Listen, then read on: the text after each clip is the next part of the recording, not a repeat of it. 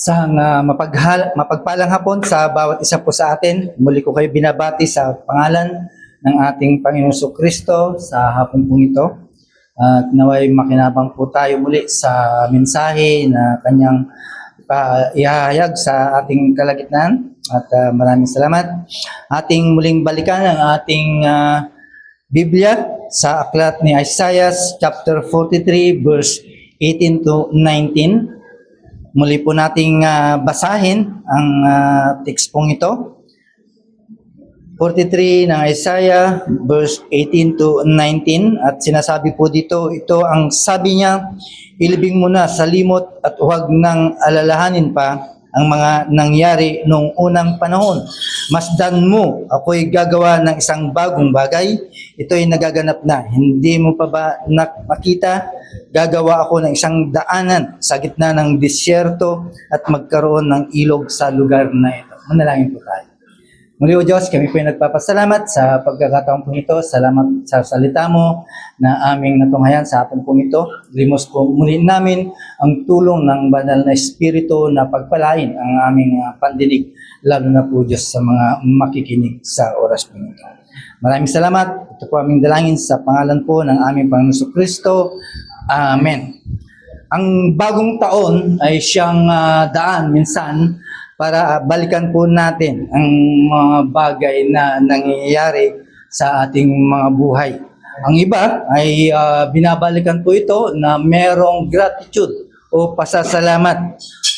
Inaalala nila ang katapatan ng Diyos sa kanilang mga buhay. No? Ang iba naman, binabalikan nila ang mga ganitong pagkakataon upang alalahanin yung kanilang regret o yung mga pagsisisi nila.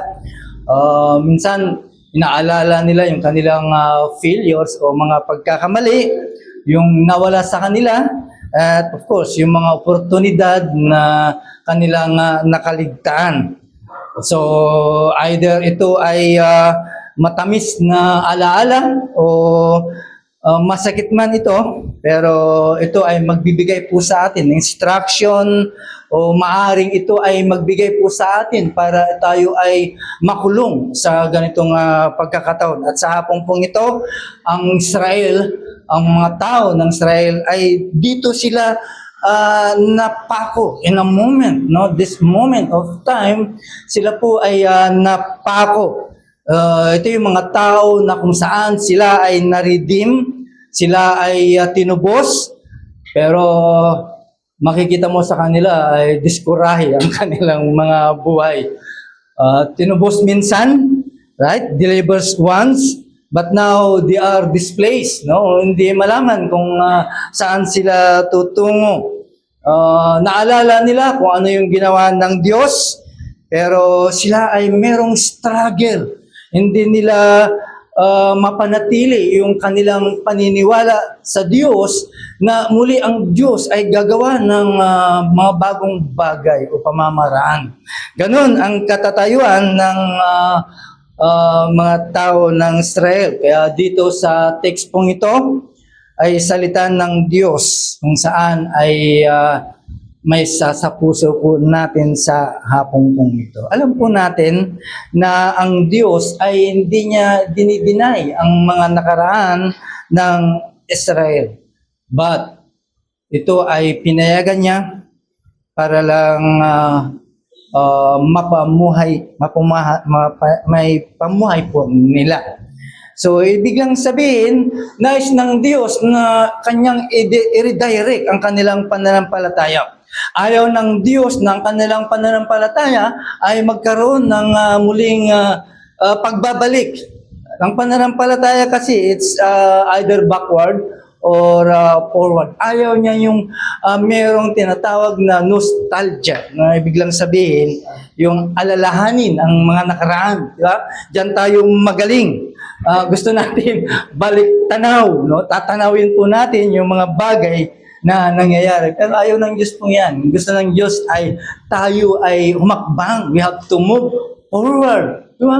Ganyan ang nais ng Diyos. Kaya sa kanyang declaration dito sa text po natin, hindi ito madamdaming pananaw, kundi ito ay magiging soberano. We have the sovereign assurance of God.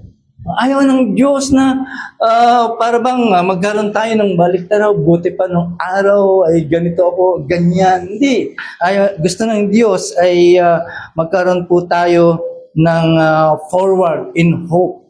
Advance yung magiging pag-asa po natin. That's why sabi ng Panginoon, behold, masdan mo, gagawa ako ng bagong bagay. Behold, I am doing a new thing. Now, tignan po natin ang background, ang contextual background ng Isaiah. No? From Isaiah chapter 40 up to chapter 55, dito makikita po natin kung saan si Isaiah ay in-address po niya ang Israel during the Babylonian exile. No? Alam naman po natin na sila ay na-exile, di ba? After that, alam po natin sa paglabas po nila sa Egypt ay talagang lumakad naman po sila sa Red Sea. No? Kapag pinanood mo yung Red Sea, talagang yung movie na yun, talagang mamamangha ka. No? Saan ka ba naman makakita ka na lumalakad sila sa gitna ng dagat, no? Nahati ang dagat. Right? Doon sila lumakad bilang mga malayang mga tao. Okay? Now, after that, ay sila ay namuhay na sa kabila ng kalayang po yun. They are now living in the foreign chains. Di ba? Ganun po ang nangyari. So, balikan po natin. Dito sa verse 16 hanggang verse 17, God deliberately o sadyang pinaalala niya yung Exodus na nangyari sa kanila. Okay? Ipinaalala niya yung parted sea, yung hinati na dagat. At ipinakita, of course, yung mga nalunod na mga sundalo. Okay? Dito, pinaalala ng Diyos the mighty deliverance na kanilang naranasan. But after that, there are something unexpected to happen. No? Kaya dito, mga kapatid, ay makikita po natin yung mensahe ng Diyos. Kaya sabi niya, huwag kayong manangan dyan. Do not dwell on that experience. Sometimes ganun po tayo, di ba? Binabalikan po natin yung mga nangyari at lagi po tayong nandoon. Yun yung nagiging sagabal para sa atin bilang mga Kristiyano for moving forward. Yan po yung nagiging sagabal. Kaya ang reason, bakit nais ng Diyos na wag nang balikan because naalala nila yung event pero nakalimutan nila yung Diyos na gumawa sa event na iyon. No? Ayaw ng Diyos na mangyari po yun. Imagine, naalala mo yung milagro na nangyari sa iyo na ikaw ay sa kabila ng iyong pagiging talamak na makasalanan pero iniligtas ka ng Diyos sa iyong kinalalagyan, nalimutan mo yung Diyos na nag-angat sa iyo. Yun yung nangyari, yun yung nakakalungkot sa mga taong to. The honor, the miracle.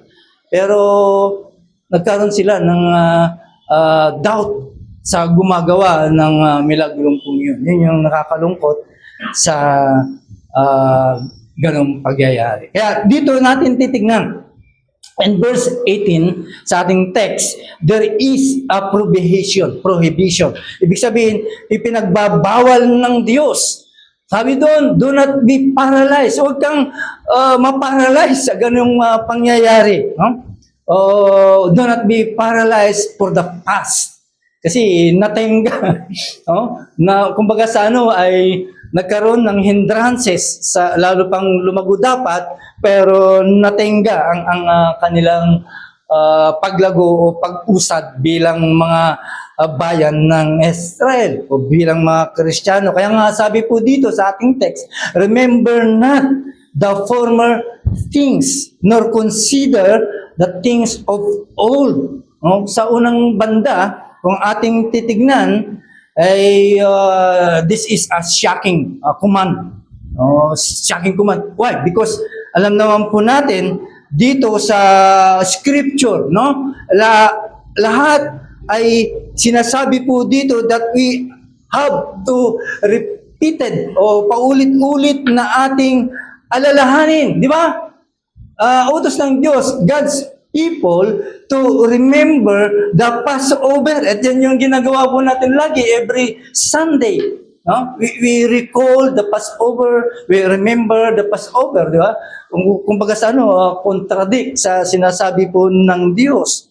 So, itong Passover, it was a perpetual, continuous na reminder para sa atin. Ibig lang sabihin, walang katapusan ito. Habang hanggat di dumarating ang ating Panginoong Kristo, ay gagawin po natin. Even Psalms, di ba, paulit-ulit din na nire-rehearse yung ginawa ng Diyos again and again, di ba?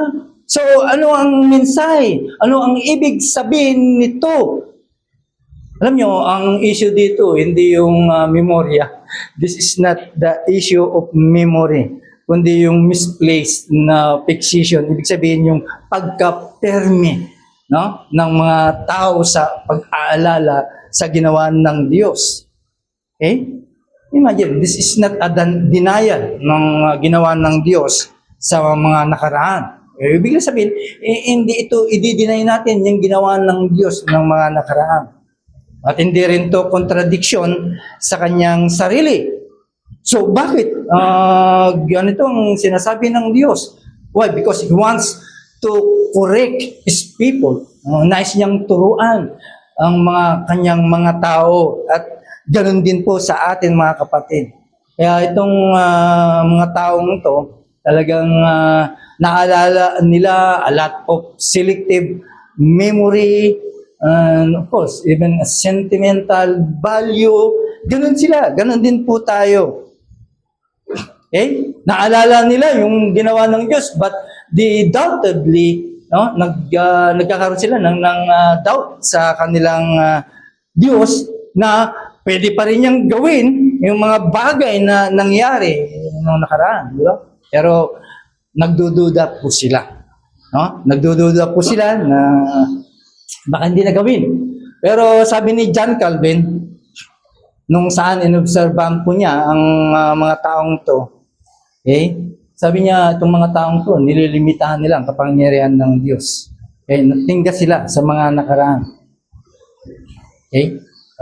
Binigay nila na ang Diyos ay maiksi daw ang kamay. Kaya yung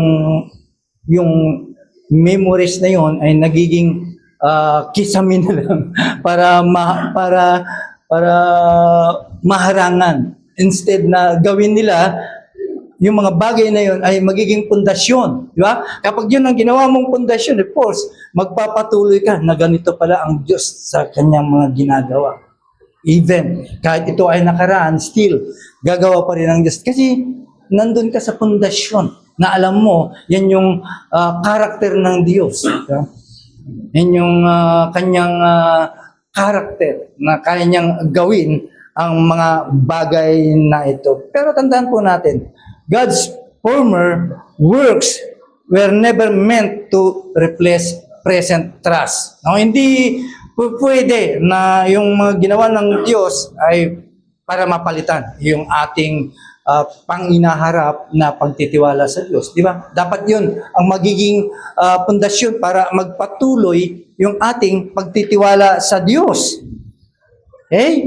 Dapat ito yung magningas ng iyong pananampalataya. Ito yung dapat magningning para sa iyong pananampalataya. Hindi ito magbigay para ma-please ang iyong pananampalataya. Di ba? Lalo ka pang magtitiwala sa Diyos kapag binalikan mo yung mga bagay.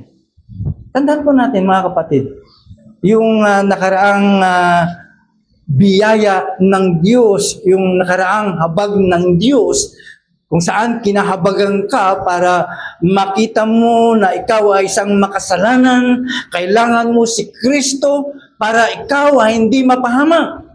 So, ibig lang sabihin, Ito yung mga ebidensya na kung saan ang Diyos ay isang makapangyarihan. Imagine, no? Sa inyong kinalalagyan bilang makasalanan, wala kang paraan para makaangat po dyan. But God, no? His power ay kinaya kanyang itinawid. No? Kumbaga sa ano, hinatak ka dyan. From sinner to saint. Okay? Kapangyarihan po ng Diyos po yun. Hindi yan kailanman may expire. Kaya niyang gawin sa mga ibang tao. Kaya niyang iligtas. Okay? Ang isang tao na naghahanap ng kaligtasan. Kaya mga kapatid, tandaan po natin, habang tayo ay nagbabalik tanaw sa mga bagay na nangyari noon, ay merong panganib. There is a danger of spiritual nostalgia. No? Merong panganib dyan kapag ating binabalikan. Kaya mga kapatid, para maintindihan po natin kung ano ang pagkakaiba ng gratitude and nostalgia, no? Yung pagpapasalamat at pagbabalik tanaw. Okay? Yung gratitude ay isang pasasalamat sa Diyos na kung saan, kung ano ang ginawa niya sa atin. Ano bang ginawa ng Diyos sa atin? Niligtas po tayo sa pamamagitan ni Kristo sa ating mga kasalanan. Hinango tayo sa ating kinasasablakan. Dinala po tayo sa kanyang biyaya. Okay? Ito yung ibig lang sabihin na tayo ay nagtitiwala sa Kanya at kaya pa niyang gawin ang mga bagay na gusto niyang gawin sa buhay po natin. While nostalgia, it clings to the past. No? Ikaw yung nananangan sa nakaraan. Okay? Na akala mo ay mas safe. No? Mas safe ako doon dahil ito yung nag-iingat ng aking pananampalataya. Di ba? Sometimes ganun po tayo. Doon na lang ako dahil doon umusbong ang aking pananampalataya. Di ba?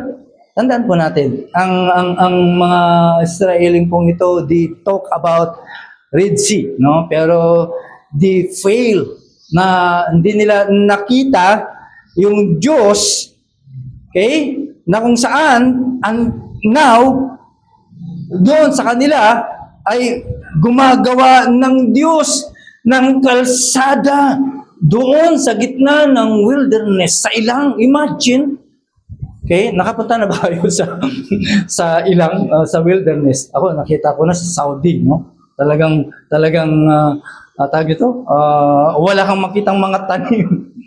Puro wilderness na, puro buhangin. Kanina dinefine po natin ang wilderness, it is a sign of helplessness. No? Ibig sabihin, wala kang magagawa doon, hindi ka talaga mabubuhay po doon. Okay? Pero dito, ang ating Diyos, sa kanila sinabi, gagawa ako ng ibang bagay. Imagine, gagawa po siya ng daan through the wilderness. Mamaya makikita po natin kung paano ginawa ng Diyos ang daan patungo sa kaligtasan. Now, tingnan po natin yung warning ni Matthew Henry. No? It is a warning. Okay? Sabi niya, in excessive dwelling on past experiences can cause believers to neglect present obedience and future hope. Okay? Hindi daw nananangan ka sa mga nakaraan, maaaring makalimutan mo yung panginaharap na ikaw ay sumunod para sa mas magandang kinabukasan.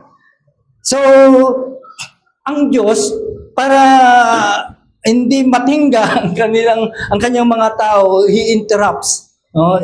Pinigil niya yung kanilang pagbabalik tanaw, ang kanilang nostalgia. No? Hindi para burahin yung mga aalalang iyon ng mga nakaraan. Ha? In-interrupt niya lang. Huwag kayo dyan. Huwag kayong manatili dyan. Kundi ito ay kinalibrate niya lang. Kinalibrate. No? I-calibrate hope. Kumbaga sa ano ay parang mas inayos pa niya na yung pag-asa mo ay lalo pang lumaki. Okay? Yung pananampalataya mo mga kapatid ay hindi yan ikaw ay mamuhay sa nakaraan. Faith is never meant to live in yesterday. Hindi ang pananampalataya po natin kung saan ay nakatuon sa kanyang sa panginaharap. Okay? Faith is not a memorial service. It is a living trust in a living God. Kaya dapat yung mga nakaraan, it is a deliverance. Okay?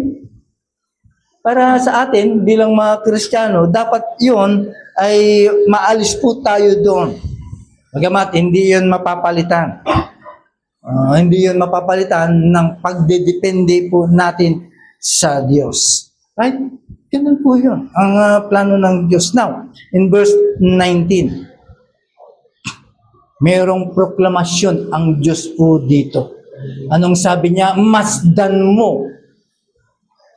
Ano ba ang ibig sabihin ng behold? No? Napaka-lalim na, napaka-masarap na balangkasin ang salitang behold. No? Yung behold sa Tagalog, of course, masdan, tignan, humarap ka sa akin, tumingin ka sa akin. Ikaw ay nakatalikod, tumingin ka sa akin, tignan mo bilang Diyos mo. Okay? Sabi ng text po natin, behold, I am doing a new thing.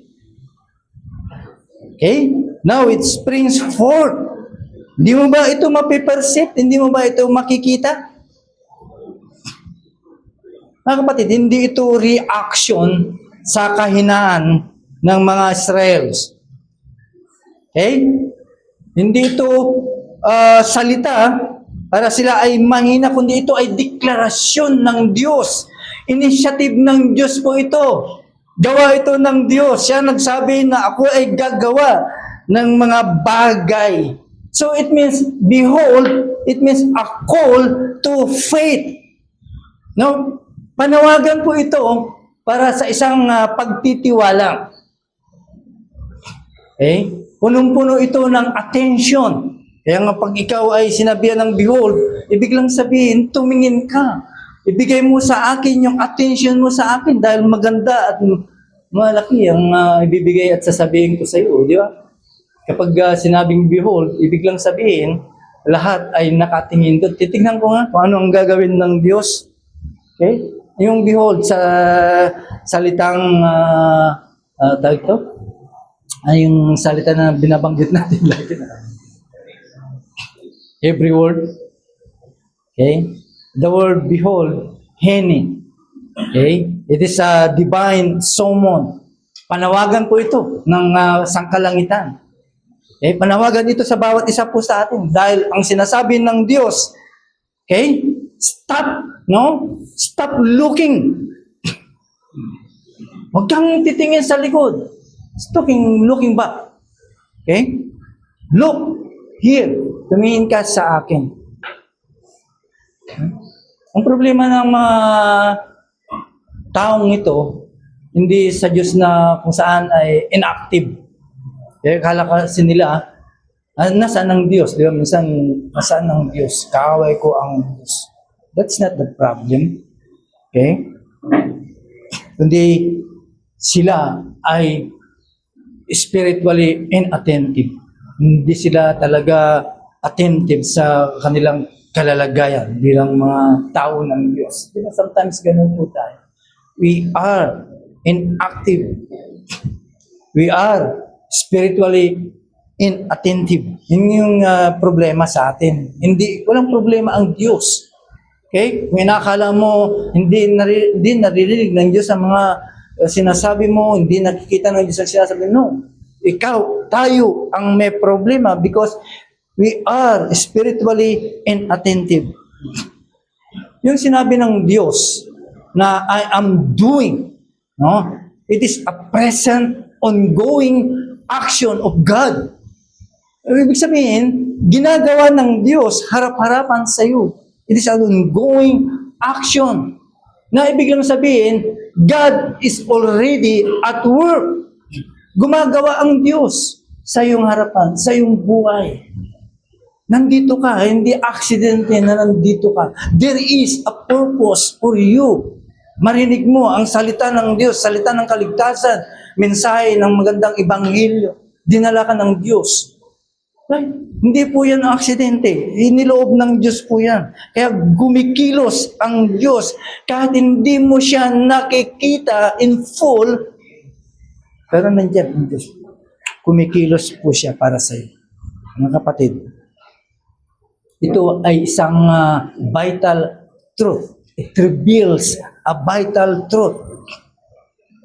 Undan po natin, ang pananampalataya does not create God's work. Yung pananampalataya mo ay hindi paraan para kumilos ang Diyos, kundi ito ay nire-recognize ang Diyos ng iyong pananampalataya. Kaya sabi ni John Calvin, no, God's works remain hidden, na mananatiling nakatago sa iyo hanggat ang pananampalataya ay buksan ang iyong mga mata, hindi mo makikita. Okay? Kasi yung unbelief blinds. Yung hindi mo pagtitiwala sa Diyos ang siyang nagpapabulag sa iyo. Pero kapag ikaw ay mananampalataya sa Kanya, naniniwala sa Kanya, beholds. No? Bubuksan yan para sa iyo. Right? Yung new, ibig sabihin, bago. Hindi ito bago na, kundi ito ay isang, ibig sabihin, babaguhin niya. No? New does not mean God has changed. Yung new na sinabi niya dito, ibig sabihin, hindi siya nagbabago. Kundi ito ay isang bagay. God's new thing, tandaan po natin, does not contradict His old promises. No, hindi mababago. Ano yung pinangako ng Diyos? Pinangako ng Diyos na from salvation to consummation, no? Diretso po yun. Magmula sa pagtawag sa iyo para sa kaligtasan, tutungo ka sa glorification hanggang sa langit makakapunta ka. Walang makakapigil po doon.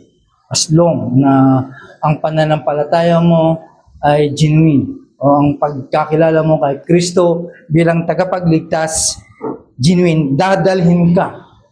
Kung nasaan si Kristo, ay nandun ka. Dahil yun ang pangako niya. Kung nasaan ako, ay naroon din kayo. Nasaan ba ang Panginoon mo? Nasa kanyang luklukan. Kaya yung sinasabi po dito na bagong bagay, hindi ito contradiction sa kanyang mga pangako. Why? Because sabi po ng Malakay chapter 3 verse 6, I the Lord, not change. Di ba? Ako ang Diyos. Yan ay pinamumukha sa atin. Na akala natin, porket medyo ang dinadaanan po natin ay medyo bako-bako, baka sabihin mo, nakalimutan mo na kami. No. God does not change. Hindi yan nagbabago. Okay? Alam niyo kung ibig sabihin po nito? Sa Hebrew word is hadas. Means fresh, renewed, advancing. Okay?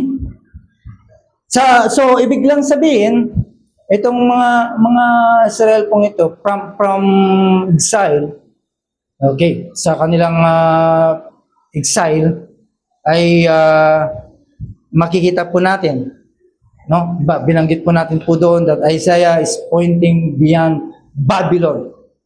No, ibig lang sabihin, pinapakita po doon that there is a greater deliverance. Okay? Hindi ito politically captivity, mga kapatid. Ito ay bondage to sin. Ito yung binabanggit po dito. Now, what is the new thing? Yung new thing ito, it reaches its fullness in Christ. Tingnan po natin. Kano po ang ibig sabihin ng new thing? Kaya nga sabi nga ng 2 Corinthians chapter 5 verse 17, if anyone in Christ, he is a new creation. Andaan po natin. Yung Exodus na nangyari the new covenant, the new creation, all converge. Papunta lahat kay Kristo Jesus. Yung mga kaganapang iyon, ang pinatutungkulan po noon ay papunta lahat kay Kristo. Kaya, kung kilala po natin si Herman Bavinck, ito yung kanyang sulat. Grace does not abolish nature but restores it.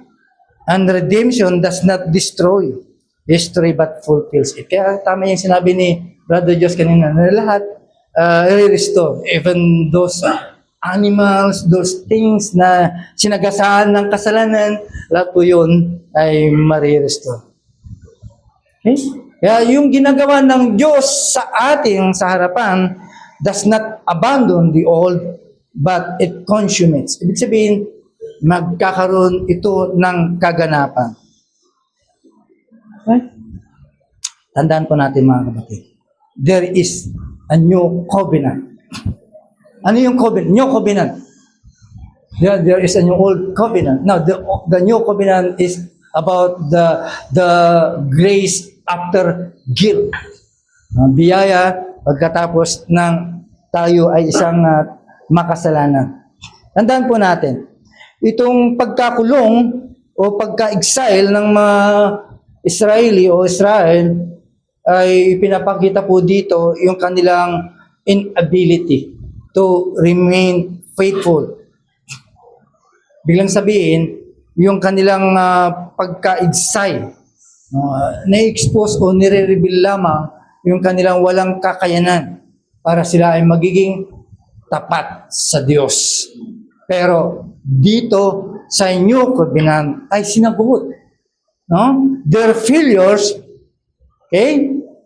Ibig lang sabihin, yung kanilang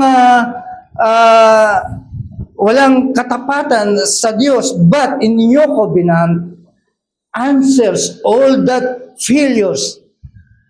Okay? Hindi ito ginawan ng panibagong batas, di ba? Hindi naman sila nagdagdag ng batas o dinagdagan ng batas para maging tapat ang mga taong to. Anong nangyari? Sa'yo, sa atin. Hindi naman dinagdagan ng batas natin na para mabago ka. O sometimes ginamit na yung kapag nakapatay ka, patay ka rin. Di ba? Pero inabulis na po yun. Even doon din sa salita ng Diyos, ay hindi rin nagdagdag. Anong ginawa? Anong ginawa? It's a new heart. No? Yun ang naging kaganapan. Kundi binigyan ng panibagong puso. That's why God promises forgiveness. No? Nangako ang Diyos ng kapatawaran, regeneration, and restoration. Ang lahat po ito, it was accomplished with Christ's atoning work. No? Yung kanyang pagkapapos sa krus ay lahat ay nagkaroon ng kaganapan. Gusto mong humingi ng kapatawaran? Humingi ka sa krus. Para sa iyong kasalanan, kung gusto mong ma-regenerate, gusto mong ma-restore, lahat po yan ay nagawa, nangyari upon Christ atoning work. Gusto mong makita ang langit, masilip ang langit, ginagawa po yan for Christ atoning work. Mga kapatid, ang Isaiah 43 verse 19, this is not merely about hope after hardship. No? Pagkatapos sila ay dumaan sa kahirapan, of course, ang nangyayari po doon ay nagkaroon sila ng pag-asa because sa kanilang mga dinanan. Pero it is about grace after guilt. Biyaya na ikaw ay napatawad dahil sa guilt mo, dahil sa kaparusahan ng kasalanan, dahil sa kasalanan ng ginawa mo, ay naging guilty ka sa harapan ng Diyos, naging kaaway ka ng Diyos. You became the enemy of God. Huh? Kaaway ka ng Diyos dahil sa kasalanan. At least yung kaaway ay pwedeng magkasundo. Ang kaaway, pwedeng magkasundo. Yung enmity, mas delikado po yun. Okay? Kaya maaaring sinasabi ng Diyos. No? Ano sabi ng Diyos, kaya mo bang iligtas ang sarili mo? Hindi. Maaaring sasabihin ng Diyos, I will do what you could not do. Gagawin ko yung paraan para makamtan mo ang kaligtasan. Kasi ginagawa ng tao, of course, may part sila pagdating sa kaligtasan, di ba? Lagi ang kanilang claim. Pero sa mga talagang naniniwala na sa biyaya lang tayo naligtas, of course, and I address lahat sa Diyos. Okay?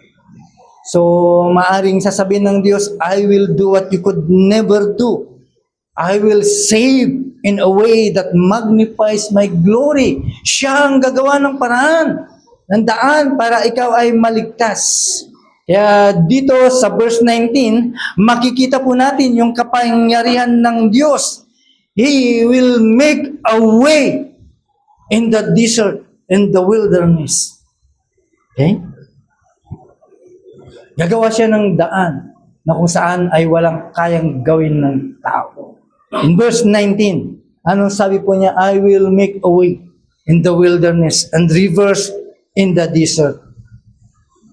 Patulad ng sinabi ko kanina mga kapatid, ang ilang ay nagre-represent po ito, it is a helplessness. Okay? Kaya ang mga Israel, they cannot free themselves. Kahit tayo, hindi natin kayang palayain ang ating mga sarili sa ating mga kasalanan. Only Christ. Kaya ang kaligtasan, kahit kailan ay hindi makuha o ma-achieve ng tao sa kanyang strategy.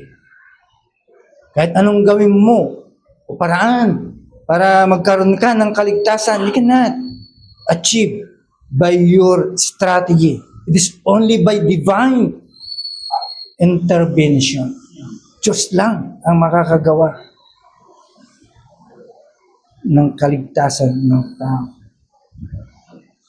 Ang Diyos na kung saan siya ang umati ng dagat para magkaroon ng daanan ng mga taong ito. At ngayon, siya naman ngayon ang gagawa ng daan para maligtas ang taong makasalanan na katulad mo at katulad ko na kung saan ay hindi kayang gawin ng tao ang daang po iyan. Mga kapatid, kahit ikaw ay patay sa kasalanan, dahil lahat naman tayo talagang patay sa kasalanan. Kaya nga wala tayong response. Well, kilala na natin ang Diyos, pero we cannot response. Dahil nga tayo ay patay sa kasalanan. At dahil sa kanyang kalalagayan, ay binuhay po tayo ng Diyos. He made us alive. Sabi po ng Ephesians chapter 2, verse 4 to 5. Okay? For practical application, stop living under yesterday's failures. Huwag mo nang balikan yung mga failures mo noong nakaraan. Kung nakagawa ka ng kasalanan na hindi mo sinasadya, stop living na alalahanin ang mga bagay po nito. Why? Because yung gospel, yung magandang balita, ang siyang nagpalaya po sa atin. Siyang nagpalaya sa atin para magkaroon ka ng regret sa buhay mo. The gospel releases us from any regret. Okay? Kaya nga sabi ng Romans chapter 8 verse 1, lagi mong balik-balikan po yun. Kung sakali man dumating ka sa pagkakataon na ikaw ay nakagawa na kasalangsang sa salita ng Diyos, balikan mo lagi ang Romans chapter 8 verse 1. Anong sabi pa ng Romans chapter 8 verse 1? There is therefore now no condemnation for those who are in Christ Jesus. Hindi ka nahatulan. Wala na yung hatol po sa atin. Kapag tayo ay nakay Kristo, stop idolizing yesterday's victories. No, tigilan na po natin po yan. Okay? God is not limited to your best season. Makakala natin, ito na yung pinakamagandang season na naganap, na nangyari sa akin, nagawa ng Diyos. No, hindi malilimitahan ang Diyos dyan. No? Magpapatuloy pa yan. Kahit sabihin mo, yun yung pinaka-the best. Oh, yung kaligtasan po natin, yun ay yung pinaka-the best na nangyari po sa atin. Wala nang pinaka-the best po dyan. No? Yung maligtas ka mula sa kapahamakan patungo sa kaligtasan, that's the best thing na dapat po nating balik-balikan. Of course, isama po natin kung sino yung gumawa po doon. Start trusting God's present work. Tandaan po natin, ang pananampalataya, faith is not seeing the whole path. Okay? Yung pananampalataya mo, hindi mo makikita lahat, di ba? Hindi papakita yun. Kundi ito yung pagiging guide mo. Your faith, it is the guide. Trusting the guide. Yung ibig lang sabihin, kaya ka nagkaroon ng pananampalataya, of course, nananampalataya po tayo sa Diyos na siyang nagbibigay po sa atin ng paraan. Mga kapatid, let's be close. God does not erase the past. He redeems it. He does not abandon His people. Kahit kailan, hindi niya talaga iiwanan ng Diyos ang kanyang mga tao. Ina-advance pa nga niya eh. Kumbaga sa ay yung mga purposes ng Diyos sa iyo ay ina-advance pa niya. Ayaw niyang ikaw ay matingga o iwanan ng Diyos, kundi He advances His purposes. Okay? Kaya nga sabi ng Diyos, behold, tumingin ka sa akin, I will do new thing. Okay? Gagawa ako ng mga bagong bagay. Kaya sana sa bagong taong ito, in this very moment, in time, in panahon ito, na muli po tayo tinatawag ng Diyos na angatin natin ang ating mga mata at ituon natin ang ating mga mata sa pagtitiwala sa Kanya kung ano ang Kanyang ginagawa sa ngayon. Alam natin, patuloy na gumagawa ng Diyos sa ating mga buhay. Tayo po'y manalangin. Aming Diyos, kami po'y patuloy nagpapasalamat po sa inyo sa panibagong taon na ibinigay niyo po sa amin. Lahat po ito ay panibago. Fresh all things, Lord. Kaya sana sa hapon pong ito ay tignan namin. Arihin po namin ang mensahe pong ito ay para sa amin po, Diyos. Na higit pa namin tignan kung ano po ang iyong gagawin sa aming harapan. Ano pa ang iyong nais na gawin ninyo sa amin? Of course, para sa amin, Lord, yung mandato po namin ay yun po, yung aming pilit na ginagawa, O Diyos. Bagamat salat kami sa pagtitiwala sa iyo, pero sa pagkakataong po ito, Diyos, again, ay inangat niyo po kami para ang pagtitiwala po ito ay lalo pang magdepende sa iyo, Panginoon. Kaya maraming salamat sa mga mensahe na patuloy na umaakay po sa amin para sa magkaroon ng katapatan po sa inyo. Patuloy na mamuhay na naaayon sa inyong kalooban. Maging kamukha kami ng aming Panginoon sa Kristo. Okay, Lord, maraming salamat at purihin ka sa pagkakataon po ito. Po aming dalangin sa pangalan po ni Jesus. Amen.